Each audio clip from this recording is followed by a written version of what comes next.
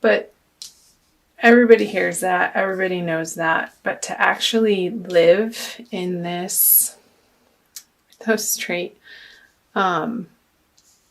abundant knowing of self as God or goddess from source, knowing that you are, like, that's the message for this card, knowing that you are divinely loved, guided. You are that. You are not separate from your creator. I feel like coming out of the energies of March, this information has been downloading into you, Virgo, with these little yod tears here. And it feels like the truth for you, that more and more each and every day you are claiming your inner power, your strength, your knowledge that you are a divine being, a spiritual being having a human experience. You're not a body, you have a body. All of that information. And I feel like that's what you're willing to stand up for in your life. And that's the only way that you would even bother taking something on at this point in your journey, Virgo, is that it really has to match your value system. And some people, a lot of people, most people do not fit in that vision of this connection that you've been nurturing and building and growing with spirit in your life. And even in simple ways, like noticing nature and the cycles of nature and being appreciative of, even if it's raining, that the knowledge that the earth needs the rain and that you need the rain, because we are made up of all of the elements in certain varying degrees, depending on our astrological charts. I do study astrology too. I'm going to drink some tea. And let's pull some clarifiers on these. The Lovers. So yeah, I feel like people have been offering you this opportunity to connect with them, and they just don't have that level of dedication and awareness that you would need to step into this with them. It's just not, it's not clicking, it's not melding. I feel like these people are running on automatic and you want something so much deeper than that.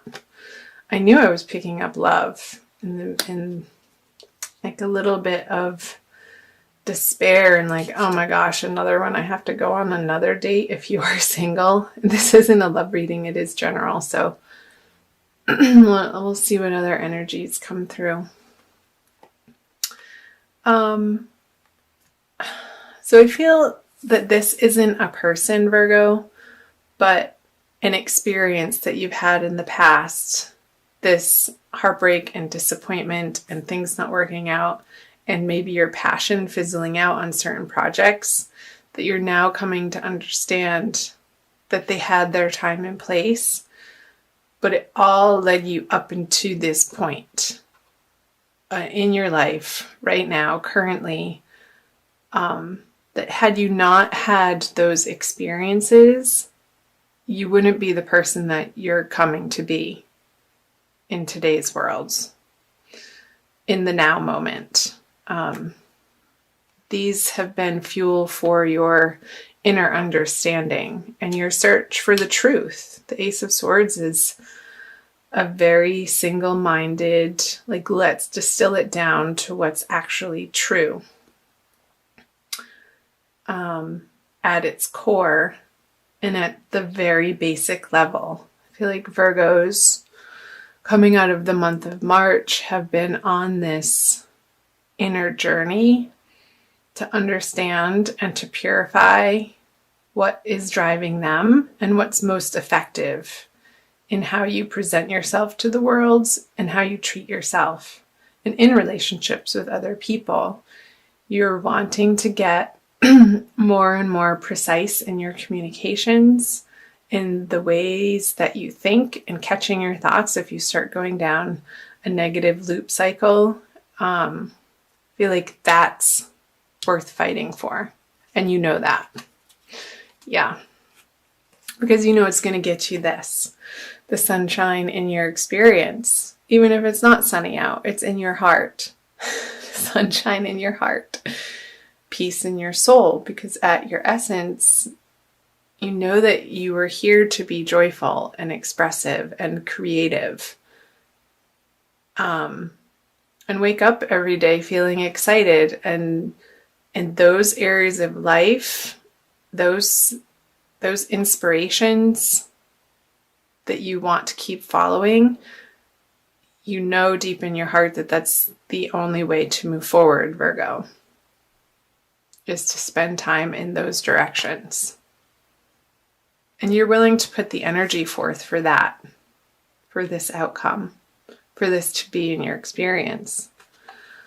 A full, bright, sunny day when you know who you really are in your full expression and in your full experience and in your full glory. What a great message. So you have time for these people over here that I feel like they've been a little bit of a distraction because you want this. It could be a Gemini or a water sign. But in so much of a deeper way than they are capable of showing up for you. So let's move into April. The Divine Lovers card in reverse. Interesting. The Four of Wands. Wow. And the Six of Cups. I'm going to go ahead and pull clarifiers. Queen of Pentacles. The Six of Wands. So your ruling planet Mercury is going to be, and the Nine of Wands in reverse. So lots of wands. Whew. 4 wand cards. Okay, I'm jumping all over the place. So Mercury is going to be retrograde for most of April. So I feel like there could be somebody coming back, Virgo, from your past with the Six of Cups here and the Six of Wands in reverse from a situation. And I know this isn't a dedicated love reading, but these are the messages coming through with the Cups and the Four of Wands and the Lovers and the Divine Lovers card in reverse. Something that you were really hopeful about and really excited about and wanted to give. You felt like, I think this is you. You felt like you could be in your full expression with this person, but at the time, like it wasn't the right time. And it was almost too intense for both of you to handle. And I feel like it's because you had so many other moving parts in other areas of your life that needed to be tended to. And it could be for finances. But you had this vision with this person that it could be the one, that they were your soulmate. But it wasn't, like it didn't click into place just because of the timing. And I feel them coming back into your life, and they could be a fire sign. Did I already say that? Yeah, I said Gemini up here, or a water sign, but those are the people that you're not involving yourself with. This person in particular, I feel like, is a fire sign with all of these wand energies. And I feel like they had to go away for a little while and retreat to get their heads screwed back on straight, Virgo. And I feel like in your heart, you knew that that was the right thing to do. And there was some grace and ease around that goodbye. But you also knew in your heart that it wasn't a forever goodbye, because you've spent so many lifetimes with this person, and the familiarity, you knew that they would come back around. And I feel like they are in the month of April. Very well around the middle of the month, I want to say. And it's going to, I feel like it's giving you time to work on what you need to work on, Virgo. And when they do come back around, you're going to be on much more solid footing, having sort of put down your defenses in a way so that you can be more receptive to what they have to offer. And I feel like it's going to work better this time around. So I would love to hear from you guys. Let me know in the comments below if any of that's resonating for you, and if it is a fire sign or who it is. So let's move into the energies moving towards the end of April into May. The Queen of Cups, the Two of Cups in reverse, and the Seven of Swords. Okay, let's see. Nice. The Wish card, the Nine of Cups, the Knight of Pentacles in reverse, and okay. So you're coming to very much more, this is the message, heavily rely on your own divine power, like what I was channeling up here, in making yourself happy. Like there's no other person here in this situation with the Queen of Cups, but she's so healthily focused on the health of and the wholeness of her own heart, that's what brings her to this feeling of divine love for herself and an experience of joy, and everything's okay, and everything, no matter what the outside circumstances look like, a sense of inner trust and peace and serenity that everything is just as it should be and things are lining up. Even though he can't see these cups behind him that are in perfect alignment, he knows, he senses that they're there, and that all he has to do is turn around, unfold his arms, stand up, and turn around and be wowed by the abundance that's right at his doorstep. I want to say foot, right at his feet. Because coming from an outer expectation of somebody providing that to you, it's just so, it's not where it is. It's so slow coming.